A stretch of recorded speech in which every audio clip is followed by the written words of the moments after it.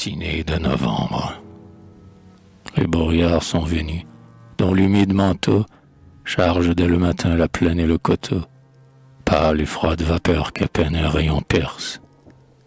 Les feuilles que l'eau trempe et qu'un souffle disperse tourbillonnent dans l'air.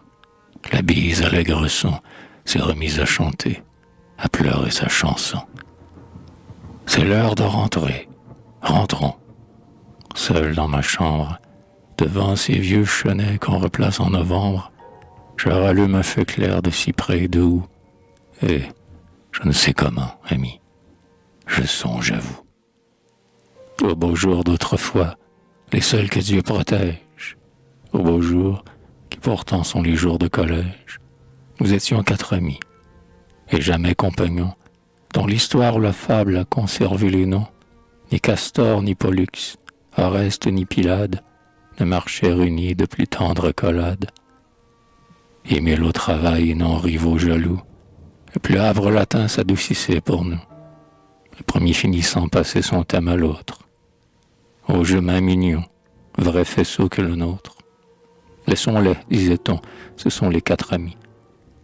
Ah, en cet heureux temps, nous nous étions promis, quel que fût l'avenir, destin bon ou contraire, de vivre ainsi toujours indivisibles frères. Rien, parmi ces hasards qu'on devait conjurer, rien qui pût, ici-bas, un jour nous séparer. Cela fut dit, prenant le ciel en témoignage.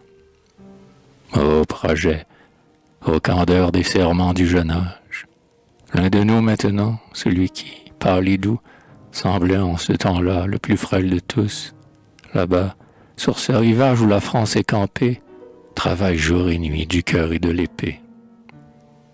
Depuis 6 mois passés, son héroïque ennui voit le donjon des tsars se dresser devant lui, et sur ses compagnons, trop au labeur penchés, l'obus à tout moment pleuvoir dans la tranchée.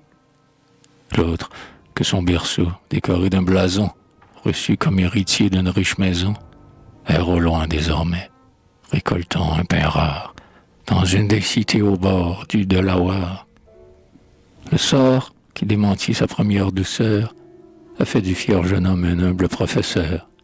Le troisième, autrefois si joyeux quand j'y pense, après de longs travaux goûtait à la récompense. La femme de ses vues riait à son chevet. Un beau groupe d'enfants près de lui s'élevait. Il voyait sa maison, florissante et superbe, grandir.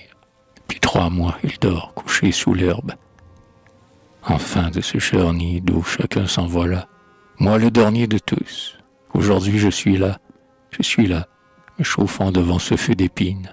Je regarde parfois du côté des collines, et je vois fuir au loin quelques vols de ramis. Ô fuite plus rapide encore des jours premiers, ô tendresse des cœurs, union éphémère, ô de l'homme qui passe, éternelle chimère.